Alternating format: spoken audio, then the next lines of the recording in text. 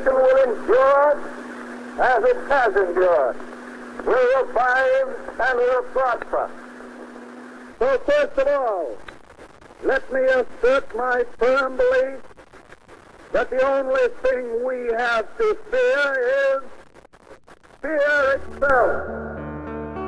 As Franklin D. Roosevelt spoke these simple and inspiring words in 1933, Americans from coast to coast, weary from years of economic hardship, were willing to take the freshly minted president at his word. He offered them hope, which was all that many people had left. The economic hardships brought on by the Great Depression had reached a pinnacle by the spring of 1933. On March 4th, an unprecedented event had occurred. Each and every bank had closed its doors. For some, this measure was only temporary, but for a large number, the economic crisis was a permanent reality. The banking system was near collapse. A quarter of the labor force was unemployed, and prices and production were down by a third from their 1929 levels.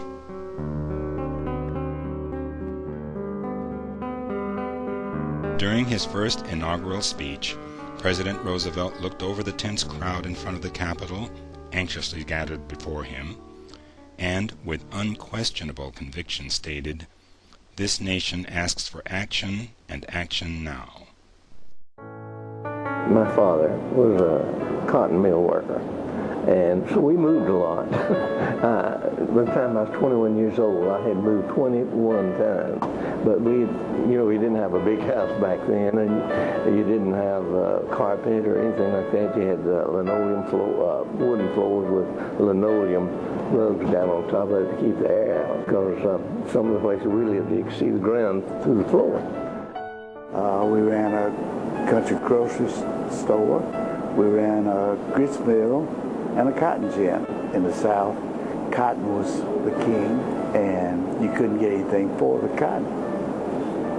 And then the government came along and had us take and cut out cotton production.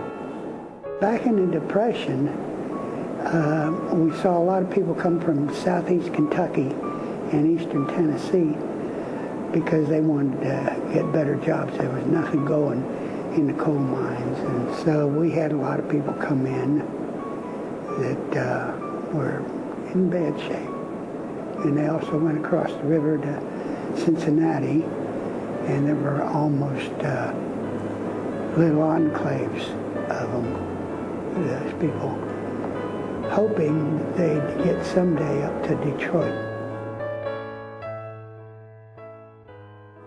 People found ways to get money, to do a job, to get employment, to keep the family going.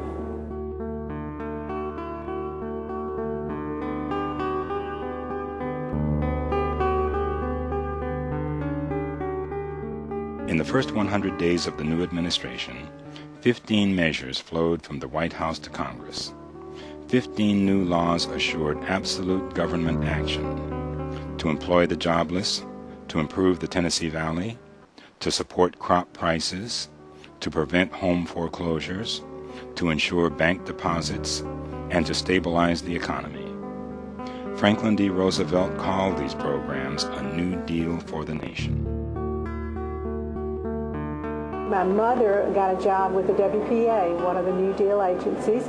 She worked in the public library, and I think she really enjoyed that job. She talked about it a lot, and it's the only job that she ever had in her entire life. Later on, after she married, she did not work outside the home, but she talked a lot. When she would take us to the library as small children, she would tell us about her experiences working for the WPA in the public library. During the Depression, many people from Oklahoma and other states affected by the Dust Bowl moved to San Joaquin Valley looking for work. Some families were lucky and were able to get good jobs in Tehachapi, working in the cement plant and the Women's State Prison. My parents bought a house on the edge of town, and we had no gas or sewer line. I can still remember when the gas line was laid through the alley, the workers wrapping a material that looked like saran wrap around the pipes. The house next door was rented mostly by families from Oklahoma. One family built a small square shack behind the house using rolls of roofing material to cover the outside walls, and migrant families would live in the shack for a while before moving somewhere else looking for work. Our house was close to the railroad tracks, and I remember men knocking on our back door asking for water and something to eat. My mom would make them a bologna sandwich and white bread. Back then, these men were not called homeless people, but were called hobos or tramps that rode the trains. A lot of people remember what things cost, but they don't remember what they made, and that makes a whole lot of difference. You know, you could buy a Coke for a nickel or a hamburger for a nickel, but the trouble was you didn't have a nickel to buy them with mostly, and just things like that. So, you know, your memory clouds things a little bit, and you tend to remember the good things. My husband, when he was a small boy, he was brought up in Walker County, Alabama. It is a coal mining district, and he was paid 10 cents a shot to go into the coal mines and to light the fuse on the blasting powder and then run like blazes to get out before the thing exploded. And men wouldn't do it, grown men wouldn't do it because they couldn't move fast enough. So they hired him because he was small and wiry, and he would get out of there before it blew up. Well, when his father found out about it, he whooped the tar out of him.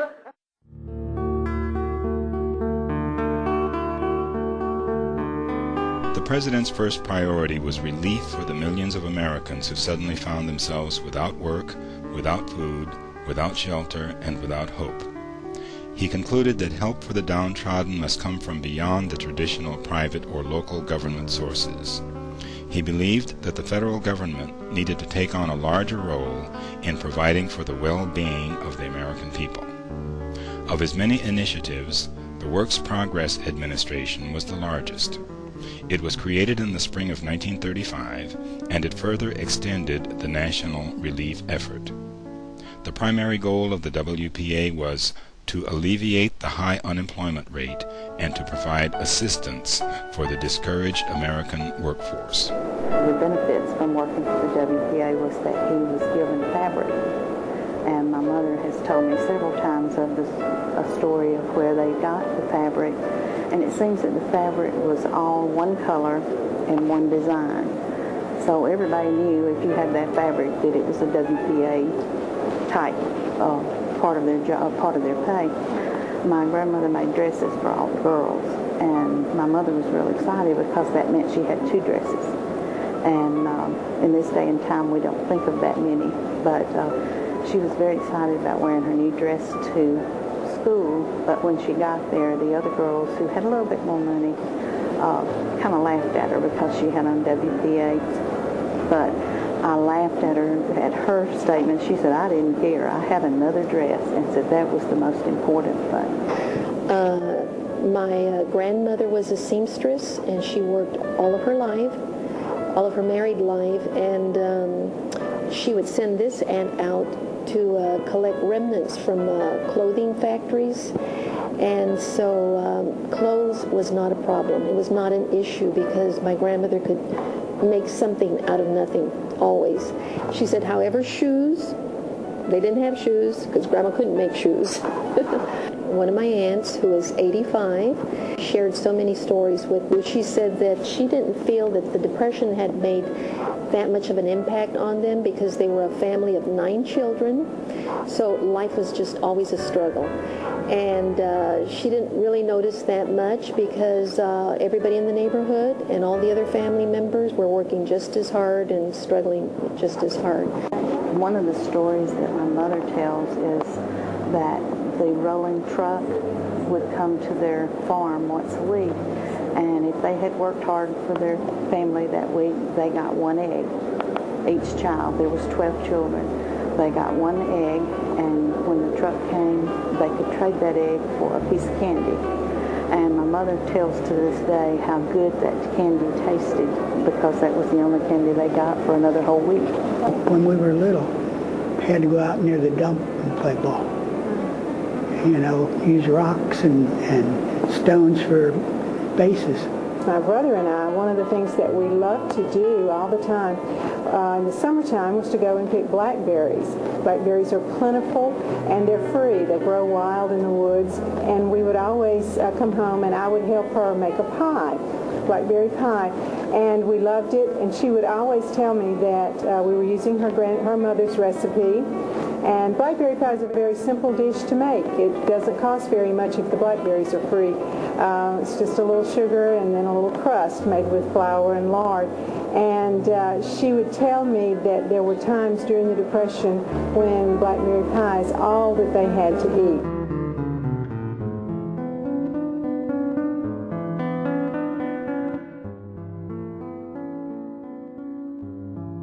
We were raised in the Sunset District of San Francisco. My dad had an office job, and like so many people in the prosperous 1920s, he was doing well. Then the Great Depression hit. My dad lost his job in 1930. His savings were depleted. We were forced to accept charity. The term welfare was not in vogue at the time. The procedure was once a week the Associated Charities of San Francisco would deliver boxes of food to needy families. We would watch as the boxes were brought to the men. At first, 1 or 2 families were getting aid, but as the Depression deepened, most of the families were receiving assistance. It was sad to see men selling apples on the street corners. Their clothes were old and shabby and usually consisted of a pair of old pants with a suit coat, trying to stay warm on a typical foggy day. We lost our house, a cottage at 1933 8th Avenue, which still stands and is presently occupied. Edward McSweeney, June 1994. My grandfather used to talk a whole lot about the Depression, and he often stated that during the Depression that money was real tight. And I remember a story he told me about his oldest son. He said, if you do it right, living on the farm, you could always eat. And he said he didn't have to stand in the soup line, anything like that, because he was able to raise his own food. And also, he had plenty of cows and chickens and hogs for food. So he wasn't hungry, but some of the other things like clothing, his family didn't have many clothes or anything like that. They didn't have much money to buy them.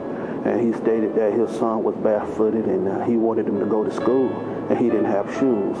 And he found a nickel, and with that nickel he went and bought his son a pair of shoes. My grandmother, she stated that she was mad at President Hoover at the time, and she felt at that particular time that the work she had to do wasn't much better than the work that her grandparents had to do, and you know, they were slaves, and she said that wasn't much better than slave labor. My maternal grandmother was born in Maine in 1920. In the summer of 1929, when she was 9 years old, her parents decided to move to Michigan because some other family members had found work there. They had a substantial amount of money in the bank when the stock market crashed in October of 1929. The banks closed and they had no access to their funds. Over time, they both lost their jobs. They struggled for a couple of years in Michigan. In fact, they lived near a state prison, and my great-uncle told me that he remembered people talking about breaking into the prison because the prisoners were able to get a lot of fresh foods from the gardens that they grew. After struggling for a couple of years in Michigan, my great-grandparents received a letter from a relative in Maine who said that he could provide a job for my great-grandfather in the logging industry. The relative who offered this job wrote to the state officials on behalf of my great-grandfather, and the state agreed to provide him with $25 and a Model T Ford to travel back to Maine with. It was a journey of mishaps. The Model T Ford that they were given had no fuel pump like modern cars. The gas was gravity-fed into the engine, so that the car had to go up steep hills in reverse. And in fact, the car was so slow at times that the family would just get out and walk beside it. But they eventually made it back to the Maine woods, where my great-grandfather worked as a logger for a while near the town of Andover. I know that during that time, loggers who worked hard could make about $1 a day cutting cordwood. They used bucksaws and axes and hauled the trees out of the woods using horses. And if they were lucky, they could cut 4 to 6 cord of wood a day.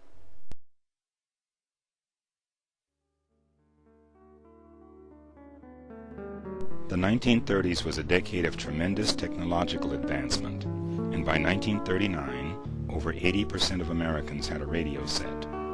Although primarily used for entertainment, radio broadcasts quickly became a tool to inform the public of the increasing crisis in Europe. Roosevelt steered a steady course and kept the American audience informed about his plans and progress through a series of radio addresses which came to be called fireside chats. These broadcasts were centered on specific topics and issues and were delivered in a warm and simple language that made people feel they were partners in the efforts the president was putting forth. When Franklin Roosevelt, poised and self-assured, addressed his audience as "my friends," most Americans believed they were exactly that. My grandfather had a store, a little country store, and he sold food, but also some other types of items too. And he was very successful with his business until the Depression came along, and he had extended credit to a lot of people. And of course, people were out of work and they were not able to pay. And if they didn't pay him, then he couldn't afford to operate the store. So he lost his business. And the family struggled for a long time after that because there were no jobs. It took a long time for him to find work, particularly in that part of the country. My grandfather was a grocer, always had been a grocer, and that I noticed in the city directories that they were always moving, and she said that was because he was always looking for a better location, a better neighborhood where business would be better and they might be able to improve their finances. But he eventually went out of business after 25 years of being a grocer. His ruin had been his compassion for the poor people. He gave credit and they couldn't pay him back.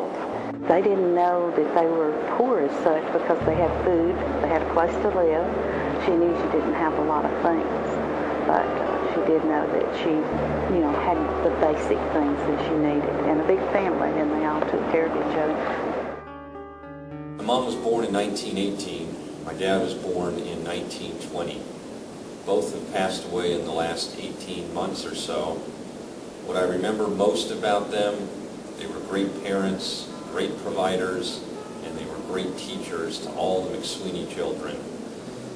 As a kid growing up, I remember them speaking not about the hard times during the 1930s. They spoke rather about Roosevelt's hope and the optimism, and they would tell us stories over and over again about old-time radio, Jack Armstrong, the All-American Boy, Jack Benny, Amos and Andy.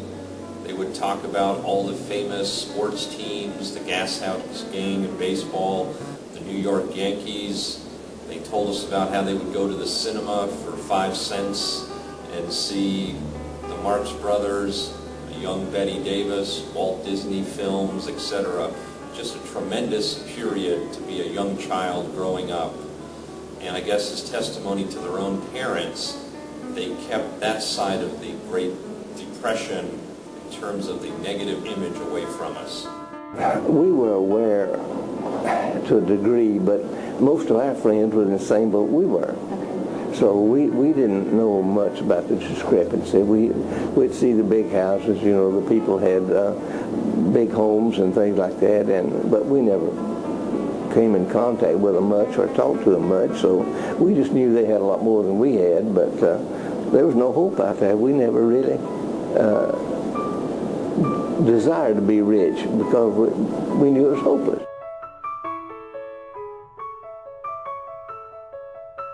When I met President Roosevelt in 1935, I don't remember too much about the dinner, but I saw him standing at the door.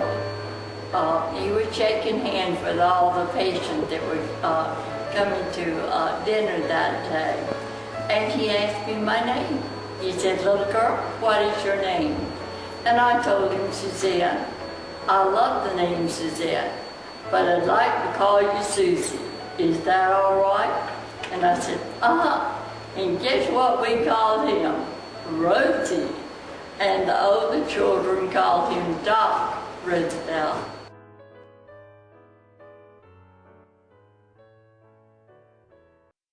We have a late bulletin. Here is a flash. President Roosevelt passed away this afternoon at Warm Springs, Georgia. This afternoon at his little white pine cottage atop The Pine death Mountain. of Franklin D. Roosevelt in his 63rd year at his home in Warm Springs, Georgia, which was affectionately called the Little White House. They said it beyond a doubt it was cerebral hemorrhage. The grieved Allied world is pouring out its sympathy. The president's death came without warning. He had been in Warm Springs. 4:35 p.m. Eastern Wartime, the president died without pain. And at 5:45 p.m. Eastern Wartime in Washington, former Press Secretary Steve Early announced the earth-shaking news.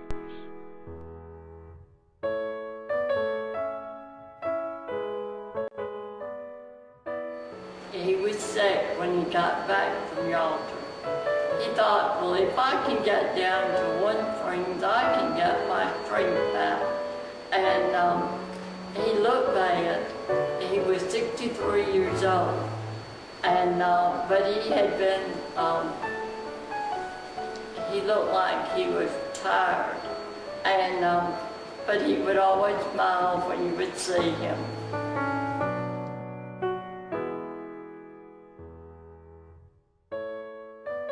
When the news came on April 12, 1945, that President Roosevelt had died, all Americans felt the severity of this loss. Millions mourned over the death of a man that most had never met. President Roosevelt died, confidently believing that victory was assured, but never able to fully realize the success of all that he had accomplished. In the federal programs, there seemed to be no discrimination, so that a black person could get a job with the WPA just as soon as a white person. They loved FDR and they loved the federal programs because as black families, they felt that they were really benefiting by those programs. My mother, you know, who was came over here in 1914, but she thought Roosevelt was the greatest thing walking. So, yeah, she took it badly. And a lot of the neighbors did. It was a labor town. It was a savior back then because things were so bad. It was a very difficult time, and it had it just left so many memories with people, and I think sometimes they're reluctant to talk about those.